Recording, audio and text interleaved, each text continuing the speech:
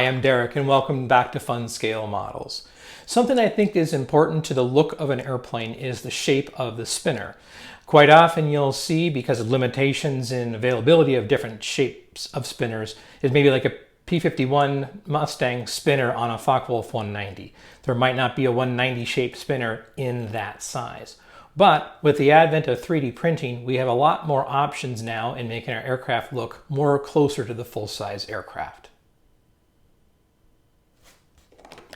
So in the Park Flyer series, several of which you can see behind me here, I've partnered with a company called Rabbit Models, and they provide 3D printed spinners specifically to fit these models. You can see over my shoulder here the P63 King Cobra. That spinner is made specifically for that model, and you can get it on their website, which is rabbitmodels.com. I've also been working on a Park Flyer P40C Tomahawk, and the P40 also has a very unique spinner, especially the earlier models had a very sharp point to it. So I have here one of the Rabbit Models 3D printed spinners. You can see I've already mounted it to the prop and collet. One of the sort of unique things about a 3D printed spinner is there's a little bit of ridge to it, and that's a result of needing to print the spinner themselves. In this video, I'll show you how to trim the spinner to fit the prop, as well as some techniques to try and smooth this out. So here are the main components that we're going to need to start working on the spinner itself, which is of course first the spinner. It comes in two pieces. We got the back plate here and then the actual spinner cone. Looking at our already completed one here, you can see that the spinner snaps into the rear back plate. There is, on the back plate here, you can see there's a small center hole. They undersize it for you so you can adjust it to whatever size collet you're going to use. To begin with though, to be able to get this spinner to fit, the cone to fit over the prop, we need to do some trimming here. So in these areas, it's pre-cut for you, but each prop's slightly different. So you may need to do some trimming. There's a couple of different ways you can do that. You can use a small rotary tool like I have here.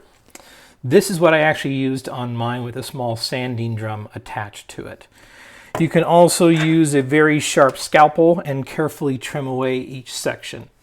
I recommend using a small power tool if possible, and using a marker or a pen just to sort of etch where you want that to be.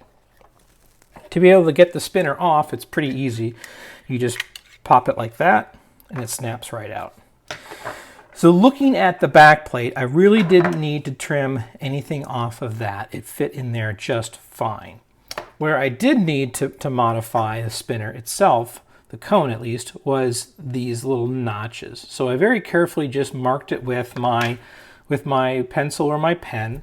Use the small Dremel and or X-Acto to trim this section out. And it fits pretty well.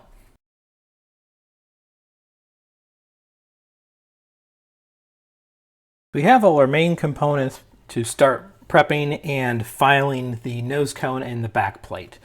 What I'm actually going to use is the collet that I intend on for the prop and the motor itself. I would say make sure you double check before you actually drill this out for the collet.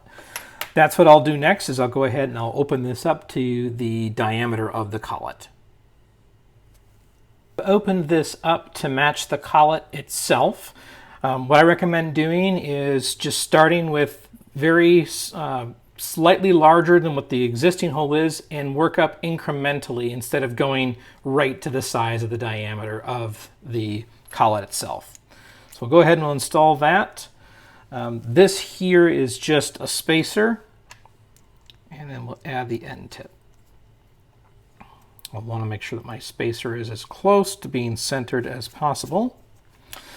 This is actually a crankshaft off of an old motor that happens to fit the right size there. So we'll go ahead and we'll tighten this up.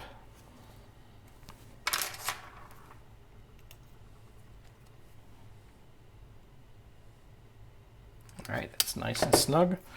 We'll go ahead and now chuck this in the drill. All right, so we have it in the drill. I just put it snug right up against the chuck here. So you can see,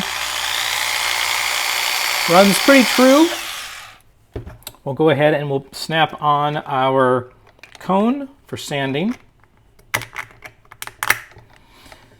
Now, anytime you're working with power tools, make sure you use eye protection and you be very careful around how you utilize them. I'll be using 150 grit sandpaper and then 220, and I'll probably finish it off with a fine sanding pad, and I may even use this once this is unchucked.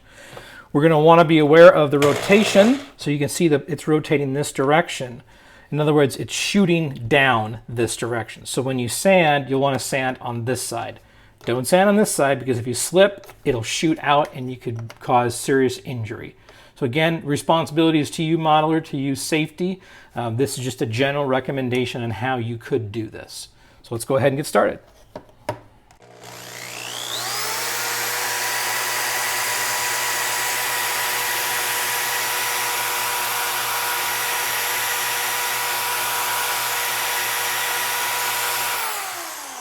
We've got it pretty well polished. We're now going to switch to 220.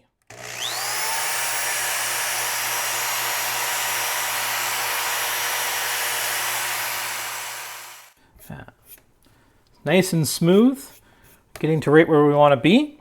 Next, I'll do the sanding pad.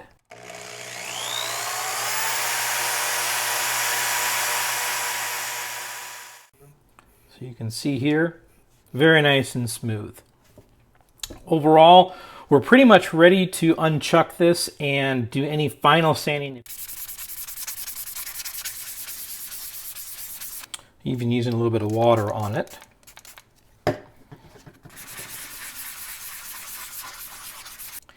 And here we have the finished spinner. It turned out pretty smooth, so I'm quite happy with that. It's now ready to be painted if you wish, or you could also leave it in the natural white plastic. Again, these are available through rabidmodels.com. They also have a nice selection of additional spinners for your modeling needs. Thank you so much for watching Fun Scale Models. Please like, subscribe, give us the thumbs up, and also give us ideas on different topics you'd like to see around model airplanes.